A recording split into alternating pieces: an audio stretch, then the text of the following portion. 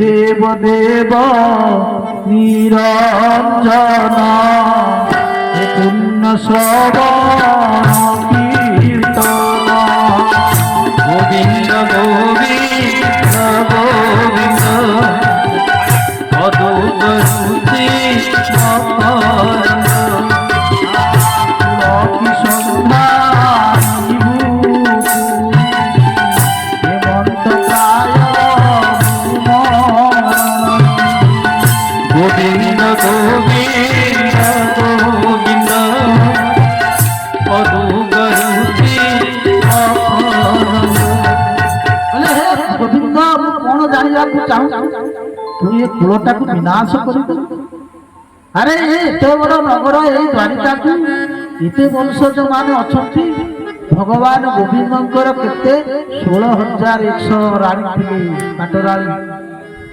ସମସ୍ତଙ୍କ ରାଣୀଙ୍କ ଠାରୁ 10-10ଟା ପୁତ୍ର, ଗୋଟି ଗୋଟି ହେଉଛି କନ୍ୟା। ହିସାବ କରିଦିଅ 11ଟା ସନ୍ତାନ, 16,000 ପାଟରାଣୀ ହେଲେ। ଚିନ୍ତା କର 16,108 ପାଟରାଣୀ। ଏଡ଼େ ବଡ଼ ସମ୍ରାଟ, ଏଡ଼େ ବଡ଼ ସାମ୍ରାଜ୍ୟକୁ ଆଜି ଭଗବାନ ତୁଚ୍ଛ କରିଦେବେ। ଉଦ୍ଧବ କହୁଛନ୍ତି ପ୍ରଭୁ ଆପଣ ଏ କଳିଯୁଗ ଆସିଗଲାଣି, ଆପଣ ଆଜି ଆମକୁ ଛାଡ଼ିକିରି ଚାଲିଯିବେ। ଭଗବାନ କହୁଛି ଉଦ୍ଧବ ଭାଇ ତୁମେ ଯାହା କହୁଛ ଏକଦମ ସତ୍ୟ। ଦେବତା ମାନେ ଆସି ମତେ ସ୍ତୁତି କଲେ, ମତେ ଯିବାକୁ ପଡ଼ିବ।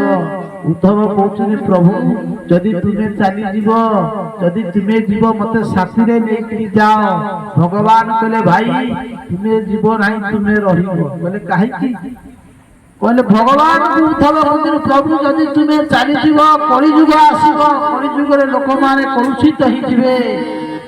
ଲୋକମାନେ କଳୁଷିତ ହେଇଯିବେ ଅର୍ଥାତ୍ ଅନ୍ୟାୟ କରିବେ, ପାପ କରିବେ, ଧରିତ୍ରୀ ପାପମୟ ହେଇଯିବ। ଏ ସଂସାର ଲୋକ ଏକରେ ତ କଳି କଳୁଷର ଜୀବ ମାନଙ୍କର ଗତି କଣ ହବ, କେମିତି ସଂସାର ଜୀବର କଲ୍ୟାଣ ହବ? କଣ କହିଲେ? କହିଲେ ଏ କଳି ଯୁগে ଯେତେ ପ୍ରାଣୀ ଅଳ୍ପ ଆୟୁଷ ପରିମାଣୀ।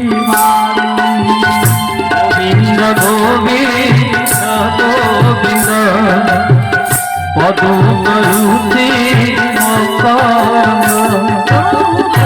ଲୋକମାନେ କଳୁଷିତ ହେଇଯିବେ। ମୁଁ ଚାଲିଗଲେ ସତ କହୁଛି ଉଦ୍ଧବ, କିଛି ଦିନ ମଧ୍ୟରେ ମୁଁ ଯେବେ ଯିବି ନିଜ ପୁରୀ, ମୁଁ ଚାଲିଗଲେ କଣ হবে ନା ସାରା ସମୁଦ୍ର ମାରି ଆସିବ। ଆଉ ସମୁଦ୍ର ମାରି ଆସିଲେ ସମ୍ପୂର୍ଣ୍ଣ ଏ ନଗରୀଟା ଭୁଲିଯିବ। ଅର୍ଥାତ୍ କହିଲେ ମୋର ନିବାସ ମାତ୍ର ଥିବ ଜଳେ ଦ୍ୱାରକା। গোবিন্দ গোবিন্দ গোবিন্দ অদূরবর্তী ଯଦି ମୁଁ ଚାଲିଯିବି ଏ ସମ୍ପୂର୍ଣ୍ଣ ସମୁଦ୍ର ଉଲ୍ଲଂଘନ କରିବ, ଦ୍ୱାରିକା ସମ୍ପୂର୍ଣ୍ଣ ଜଳମଗ୍ନ ହେଇଯିବ, ଖାଲି ନିବାସ ମାତ୍ର ଥିବ। ଅଦ୍ୟାବଧି ଦ୍ୱାରିକା ବିଦ୍ୟମାନ ଅଛି। ଆମର ପ୍ରଧାନମନ୍ତ୍ରୀ ନିଜେ ଯାଇକି ତାକୁ ପୁଣି ଆଉଥରେ ପୂଜା ପାଠ କରିକି ଆସିଛନ୍ତି। ଆପଣମାନେ ଜାଣିଥିବେ ପ୍ରଭୁଙ୍କର ସେଇ ଦିବ୍ୟ ଯୋଉ ନୀଳା ହେଇଥିଲା ଦ୍ୱାରିକାରେ, ସମୁଦ୍ର ଅଛି 500 ଫୁଟ ତଳେ ଆହୁରି ଭିତରେ ଅଛି ଭଗବାନଙ୍କର ନିର୍ମାଣ ହେଇଥିବା ଦ୍ୱାରିକା। ଆଜି ଭଗବାନ କହୁଛନ୍ତି ଯେ ଲୋକମାନେ କଳୁଷିତ ହେଇଯିବ, କଳିଯୁଗ ମାରି ଆସିବ। ଏ ଘୋର କଳିଯୁଗ ପ୍ରତି ଦୁଷ୍ଟ ହୋଇବେ ଗୃହପତି। ଇଏ ଦୁଷ୍ଟ ହେଇଯିବ ଲୋକମାନେ କଣ କରିବେ ନା ଅଗମ୍ୟ କରିବେ ଗମନ।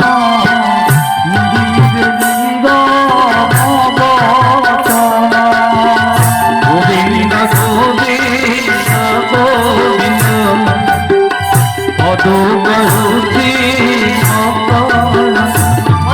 ଲୋକମାନଙ୍କ ମଧ୍ୟରେ ସବୁ ପାପ ଆସିଯିବ, ହିଂସା ବହିବେ ଏକ ଏକେ। ସମସ୍ତେ ହିଂସା କରିବେ, ଭାଇ ଭାଇ ଭିତରେ, ପିଲା କହିଲେ କଣ ନା ବାପ ପୁଅ ଭିତରେ, ବନ୍ଧୁ ବନ୍ଧୁ ଭିତରେ, ସମସ୍ତଙ୍କ ଭିତରେ କଳ ହେଇଯିବ। ଲୋକମାନେ କଳୁଷିତ ହେଇଯିବେ। ଆଜିକାଲି ସେଇଆ ହେଲା କି ନା? ଆଜିକାଲି ସେଇଆ ହେଲାଣି।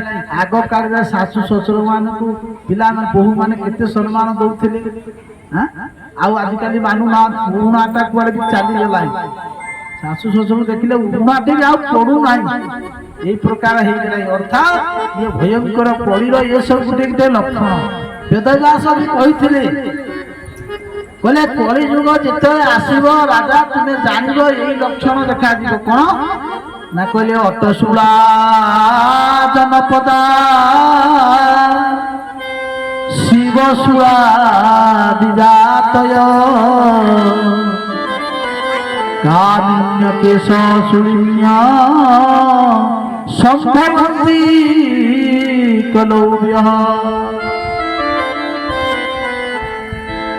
କହିଲେ ଯେତେବେଳେ କଳିଯୁଗ ବାହାରି ଆସିବ ସେତେବେଳେ କଣ ହବ କହିଲେ ଯେତେବେଳେ ଚାରିଗ ରାସ୍ତା ଘାଟରେ ଅନ୍ନ ବିକ୍ରି ହବ ଅନ୍ନ ମାନେ ଯେତେବେଳେ ଅନ୍ନ ରାସ୍ତାରେ ରାଜରାସ୍ତାରେ ଅଟଶୂଳା ଜନପଦ जनपद कहले जनरास्ता नेशनल हाईरोड जाकू एनएच कहूचे जेतेबेले रास्ता मानकरे भात बिक्री हबो आम सनातन धर्म रे भात कोठी बिक्री नथेला अर्णटा थिला दान करा जाउथि किंतु जेतेबेले भात रास्ता रे बिक्री हबो अद्यावधि रास्ता मानकर सब होटल कोने होटल रेस्टोरेंट कोने आ होटल रे कोन होची भात रुटी तरकारी विभिन्न प्रकार खाद्य बिक्री होची जानिबो वेदव्यास कहले युधिष्ठिर जेतेबेले राजरास्ता रे भात बिक्री हबो अन्न बिक्री हबो जानिबो भयंकर कଳି आसी गला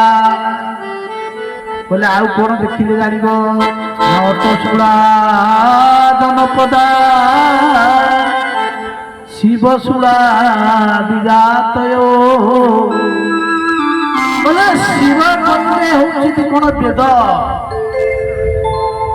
शिव अन्य नाम होची वेद जेतेबेले वेद बिक्री हेइजिबो सेति बेले जानिबो भयंकर कଳି जुग आसी गला जे वेद को बिक्री कले जे वेद गोविंद गोविंद गोविंद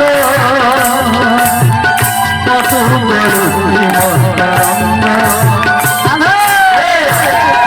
गोविंद गोविंद कत बड़ुती महतरम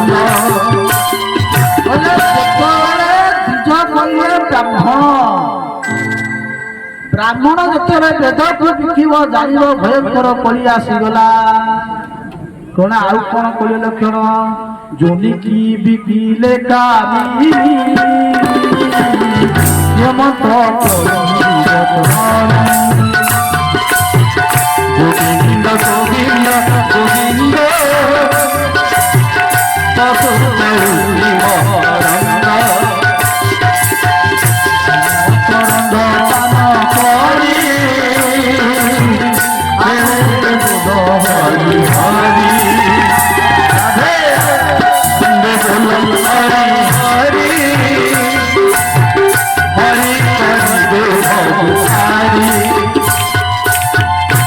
कहले निज वेद को बिक्री कले अर्थात आउ कौन ना सब कहते कौन नारी माने सब भ्रष्टाचार सबू नारी माने नुहे माने विशेष रूप से एटा प्रबल भाव में देखा दिला आजिकल आउ के मानुना कौन अभाव रखी स्वामी किसी अभाव रखी ना तीन तीनटा छुआ थब ताको छाड़ी फेरा भोलानंद भगवान की